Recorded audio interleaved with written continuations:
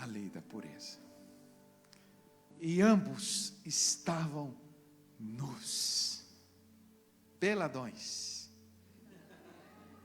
e não se envergonhavam. Quando Deus criou Adão e Eva, Deus deu para eles jardim, Deus deu para eles um ambiente propício, Deus deu para eles alimentação, um clima agradável. Deus só não fez roupas. Por quê? Pergunta por quê? Porque Deus criou o casamento para ser um ambiente de nudez.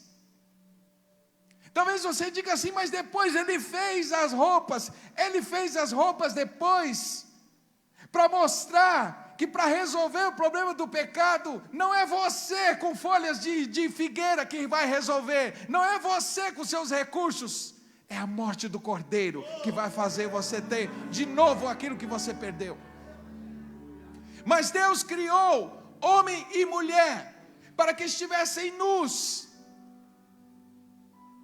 Isso significa que Deus, ao criar a gente, criou em nós a necessidade de nos desnudarmos, a necessidade da transparência.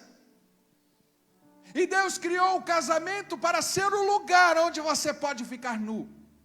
E eu não estou falando aqui apenas fisicamente. Quantos de nós ficamos nus emocionalmente com os nossos amigos, mas nos cobrimos do cônjuge?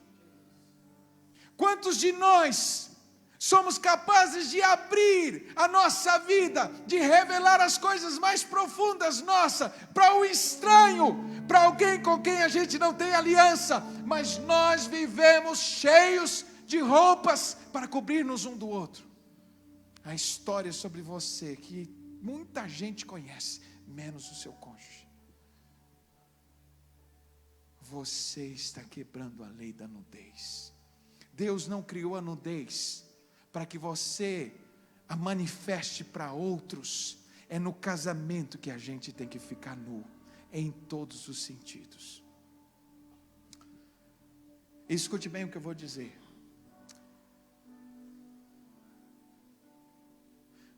Quando nós não entendemos o princípio da pureza, o princípio de ficar nu, o princípio da transparência, esse princípio é quebrado quando o pecado entra em cena. Porque os dois viviam assim e não tinham vergonha, até que o pecado entrou em cena. E quando eles pecaram, gente, o que é que eles fizeram? Eles se cobriram, mas o que é que eles cobriram? Eles não cobriram o rosto, eles não cobriram os pés, eles cobriram os genitais. Aí você diz assim, pastor, por quê? Por quê? São os nossos genitais a marca maior das nossas diferenças. A partir do momento que um homem e uma mulher cobrem os genitais, eles passam a serem olhados um pelo outro como iguais, sem perceber as diferenças. E agora o casamento, o homem passa a tratar a mulher como se fosse ele, e não percebe as diferenças.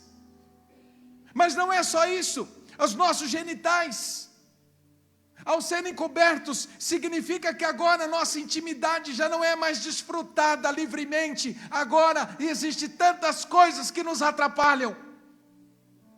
E por fim, a área mais sensível do nosso corpo são os genitais.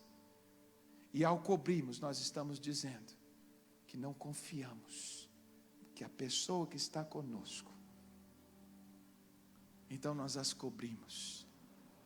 Porque cobrimos coisas delicadas da nossa vida, coisas delicadas da nossa história, coisas delicadas do nosso passado. E sabe o que acontece?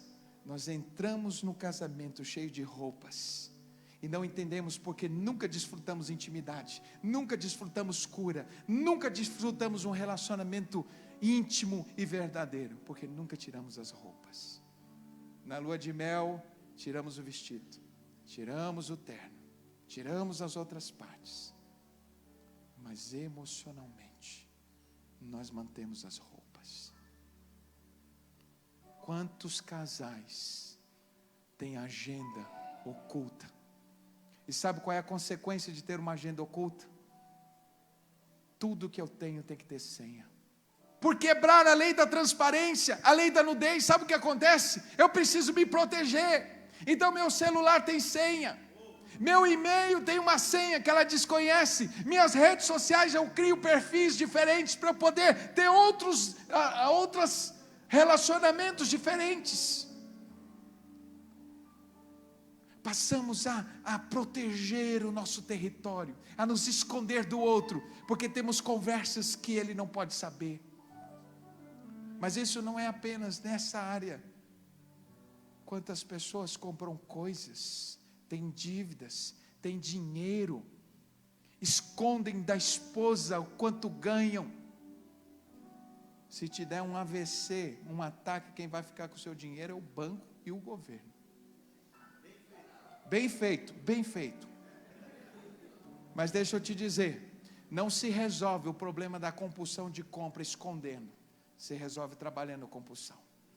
Porque quando você trabalha a compulsão, e a primeira coisa que você deve fazer é ficar nu e dizer: meu amor, eu tenho problema com isso, me ajude. Quantos homens têm problema de pornografia e perderam o desejo pela sua esposa, porque existe uma alteração neural com quem é viciado em pornografia? Porque de tanto ser viciado no mundo virtual, você perde a sensibilidade com a pessoa real, o corpo real já não te estimula mais, e aí você evita a sua esposa, você fica escravo da masturbação. Mas você não tem coragem de chegar para sua esposa e dizer: eu tenho vídeos aqui no meu celular, eu tenho vídeos no meu computador, me ajuda em oração, porque eu não quero mais essa vida.